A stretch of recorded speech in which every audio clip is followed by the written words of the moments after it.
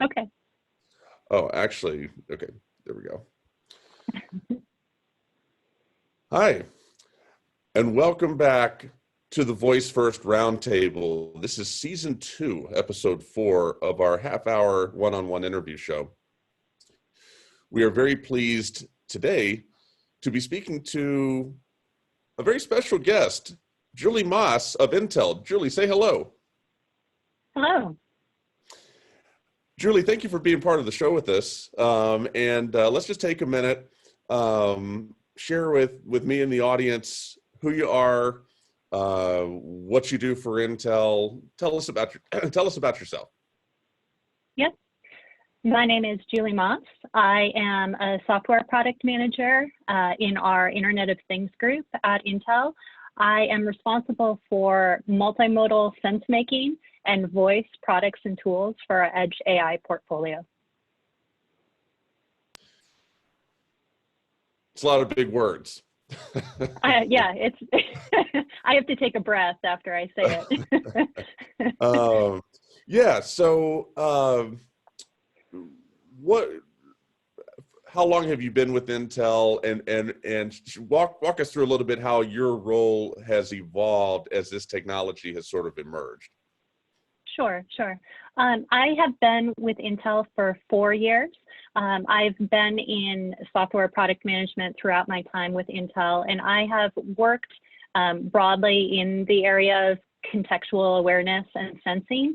And as we have matured, both the industry technology and Intel's portfolio within or across artificial intelligence, I've moved along with that. And so I kind of operate at the intersection of where we are working to both anticipate and serve our customers' needs in the market, where we're moving traditional cloud backend voice and natural language types of usages down into edge-based workloads. So a lot of work around optimizations and performance gains as we work within that reduced footprint, really looking at customer and both end user and our enterprise customers' needs as it relates to latency, bandwidth, security sorts of demands. So that really is a lot of what we in my area within Intel are looking at servicing in our broader markets and with our customers. Cool. So, when people think Intel, they might think, or they might think, silicon, a bunch of silicon rolling off the manufacturing line. Share with us how Intel thinks about voice. Now, you were in attendance at Project Voice, and that was great. We appreciate you being part of that. Share with us how Intel thinks about voice technology. Intel, it's not like Intel's produced its own smart speaker, but Intel is watching this technology closely. Walk us through a little bit on your perspective and Intel's perspective on how all of this has emerged. Yeah. So I mean, Intel has had a presence in smart home and smart automotive representations over time. As we look at the continued kind of maturity of the markets and the growth alongside of our partners, we focus a lot on the broader kind of system enterprise and commercial deployments that we believe will be a large part of the growth in voice over the next couple of years. So really focused on some of our big opportunities within our IOTG verticals, from retail, hospitality, financial services, education, as well as healthcare, and recognizing and hearing regularly from our customers as we look at the opportunity across artificial intelligence for growing demand in voice as well. And I would say that the other the other layer that we're really attuned to is the growth in multimodality, in the bridging of vision and voice.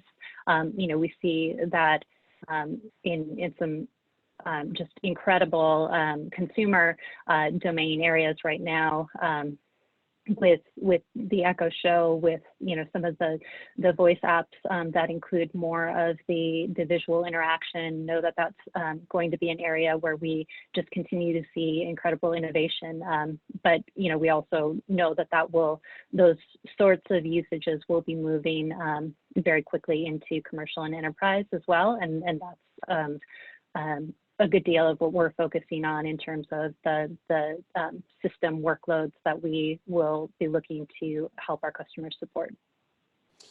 That's cool. Yeah. So, and you're right. It's touching everything at this point, every sector.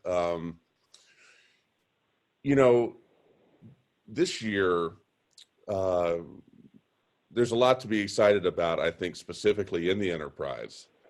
And, we've seen the experimentation on bringing conversational AI into the enterprise with things, just basic stuff like turn on the lights, like smart home stuff, but in the office type stuff. And then we've sort of seen a little bit of experimentation, primarily by Google, into, okay, what can we do with email? Maybe bring AI into email a little bit. But I think there's a lot more we're going to see this year with that. Could you share any particular use case that you've seen a customer think about or take on involving bringing AI oriented and machine learning oriented approaches into the enterprise? What excites you the most about what you're seeing play out specifically with corporate culture in the enterprise? So a couple of, I think that in the retail areas, some of the work that we're seeing scale with regard to kiosks that maybe traditionally were more of a visual kind of display orientation, whereas you add voice capabilities into that kind of mechanism, you get just an increase in terms of the customer experience and the level of engagement from that sort of form factor and that kind of interaction. We're really excited about some of the advances that are happening within the smart meeting room context from a collaboration and productivity standpoint. When we start to layer in transcription and the ability to do everything from provide coaching within the context of a meeting and create greater efficiency and effectiveness for people within the day-to-day collaboration. Some of those things are really exciting, and we are particularly interested in sort of the voice and vision or display oriented approach that we're watching expand quite rapidly. So those are a couple of examples. No, those are good ones. Yeah, I think the kiosk, the idea of adding like an AI voice sort of layer to a kiosk is super interesting. And, you mentioned retail even before that. Retail is just as ripe for disruption as anything else, but the opportunity to have, and we've seen, like, I think it's interesting, like what a Sonic is doing, like, some of these fast food chains, but Sonic in particular had deep partnerships with companies to bring voice and conversational AI into what they're doing. Because if you think about it, all you're doing is, that's as voice oriented as a business that, can be. You just drive up and you speak words into a box, right. Out comes food, you leave. That's a pretty good example. But McDonald's went out and bought a company in the AI space. I forget the name of them, but that's applying AI to a kiosk like in a mall is just sort of one step removed from that. And I think that's really interesting. Let me ask you, so today comes out the interview that I did as part of the VoiceFirst Roundtable, season Mm-hmm. 2 with Oracle. And I asked a gentleman from Oracle last week about privacy and data security. And, I made the comment that, what we see with voice specifically, and the willingness to put this conversational AI in your home, is strengthened by the fact that it's Amazon doing it and not Facebook, because one is relatively trusted, a consumer-centric brand, and the other is not very trusted at all. And so as a result, one gets the privilege of putting conversational AI in this black cylinder in the home, or the Echo Show in the kitchen, or whatever. And the other one doesn't. The other one has to partner with Amazon in order to do that, have Alexa built into the Facebook portal for the few people who have bought that. For Intel, I view it the same way as I view it as Oracle. Like, y'all are pretty controversy free. You're when you talk about Intel, you don't ascribe any sort of media, negative media optics or anything. Y'all are just doing your thing, and I think that will serve you well for collaborating to get AI into the enterprise and serving all of these vertical sectors, and being able to really adequately answer the privacy and data security question. Because when people think about it, there's nothing about Intel you wouldn't trust. Is that what you're seeing? I mean, you're not encountering any resistance when people are asking you your thoughts on privacy and data security, or how Intel's managing data it gets on behalf of customers. Are you seeing that Intel is prepared to handle privacy and data security concerns, especially in the enterprise? Or your thoughts on that? Yeah, I mean, first and foremost, at just the foundational level, privacy and security, from the silicon kind of base platform layer on up through all of our software products and tools and core practices is just really at the root of how Intel structures and delivers to our customers. And so, there's no change in the direction that we're rowing with regard to the level of importance that we place on privacy and security. When it comes to how we work with our customers, many times we are working through a given deployment scenario directly with with another business enterprise customer, but not necessarily, we are not handling the secure the customer data directly. And so we have the benefit in much of the work that we're doing from an optimization standpoint of being a layer removed.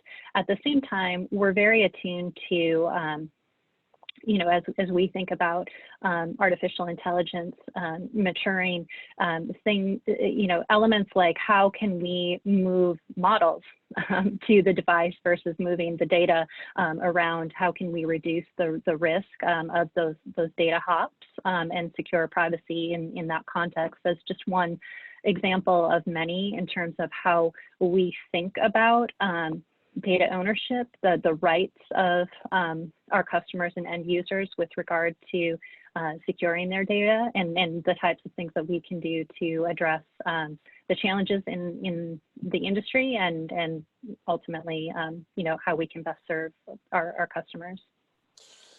From your perspective at Intel, are you satisfied with what you have seen in terms of the evolution of the mainstream voice assistants, Alexa, Google Assistant, and now, it's Siri, and now, Bixby as well, sort of emerging, or are there huge glaring holes? You know, share with us your thoughts on, yeah, that's on the consumer side. I mean, yeah, there's some enterprise, you know, relationships there too, but primarily consumer facing voice assistants that have driven the train. Are you satisfied with the evolution of these things, or do you privately wish with your colleagues that things were moving faster? So, I mean, I think that just, you know, when we look at how quickly we're solving for, how quickly we're improving accuracy on speech recognition, as an example, you know, the speed of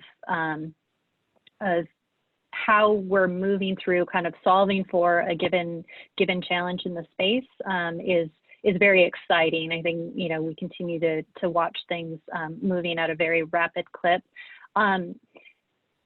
You know, there isn't, when we're working, you know, so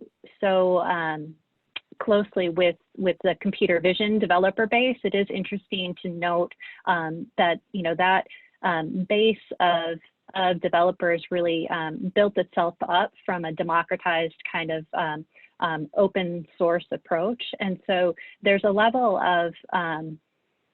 of gain that I think that, you know, that we can make in the voice space overall, in terms of continuing to accelerate access to open data sets, the ability to build upon one another's models in a scaled and accelerated fashion by having more of those tools available open source. And so that's a key dimension that, you know, that we're looking at both from the perspective of kind of doing our part in the broader industry, as well as, you know, helping our customers to accelerate in that area as well.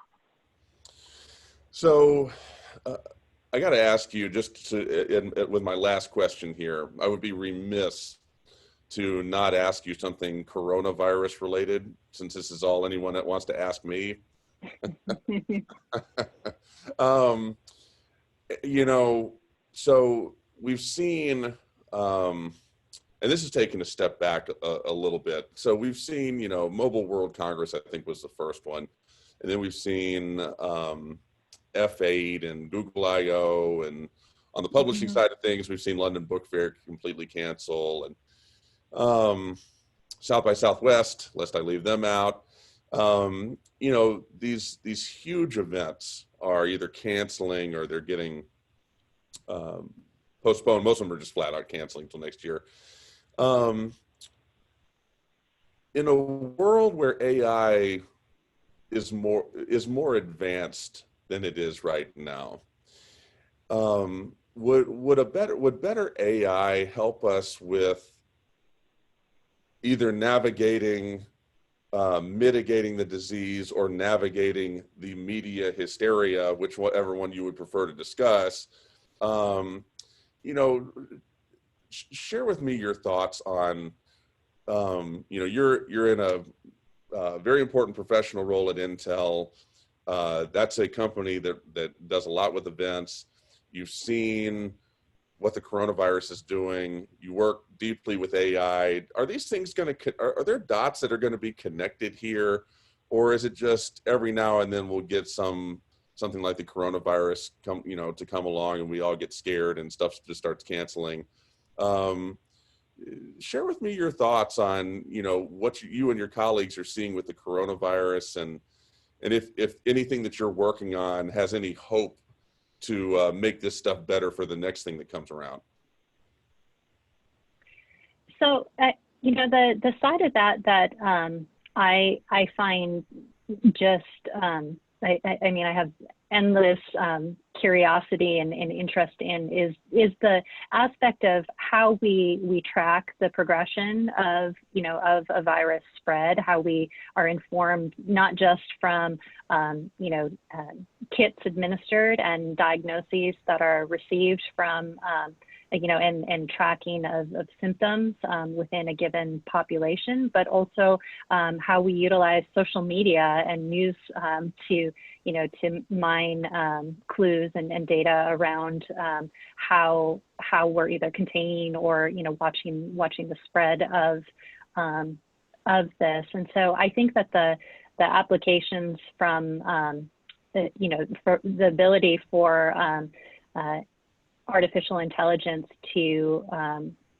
improve the data, the analytics, as well as the dissemination of fact-based information across the public. There's the ability for a lot of good to happen out of both our current data science and artificial intelligence tools, as well as where we're headed in that direction. So I have a lot of hope for the good that we can receive out of these continuing advances within AI. Well, yeah, I hope so. I was just talking to Brett Kinsella yesterday, Mm-hmm. and the news that that Google is limiting the number of companies that can opine in any way or provide any information in any way on the coronavirus through Google Assistant, Mm-hmm. and Mm-hmm. really limiting the actions down. And he was asking my thoughts on that, and what's wrong with that? That's a good thing. And and we live in a time where some people might say that that may impede freedom of speech, but the reality is, when you're talking healthcare, and you're talking Google, who spent hundreds of millions of dollars on Google Assistant and the Google Voice and AI ecosystem, yeah, they got the right to do what they want. And so I thought that was an interesting sort of story that just came out yesterday related to healthcare and the flow of information. But you're right, I completely agree. I think if AI can help us navigate the analytics, many of which may not even be recognizable to normal, to human beings normally, and help us come up with some actionable conclusions, that'd be a beautiful thing. Julie, I appreciate your time. You're doing some fascinating work with Intel. Thank you for making the time to speak to me and share your experience, as well as your expertise with not just me, but the audience as well. Thank you to you as well. Thank you for everything you do to bring us together, to give us insight into the world of voice technology. We appreciate your efforts. Yeah, thank you very much. For the VoiceFirst Roundtable, Season 2, Episode 4. Thank you for listening, watching. If you're watching on YouTube, until next time.